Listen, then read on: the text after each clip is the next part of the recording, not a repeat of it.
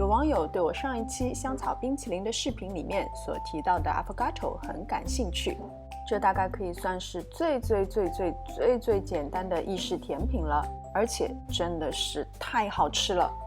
首先我们来准备一杯意式咖啡，不过最好等到稍稍放凉以后才拿来用，不然的话冰淇淋会太快融化，或者你干脆可以准备一杯冰的。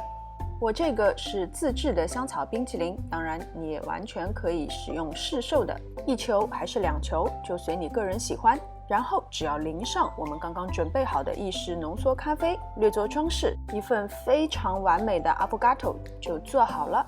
我比较推荐用香草味的，因为它的味道真的跟咖啡太搭了。迷迭香真的是用来点缀的，但是这个焦糖饼干用它沾上混合了苦咖啡的香草冰淇淋真的是非常奇妙。原谅我词穷，只会说好吃，赶快做起来！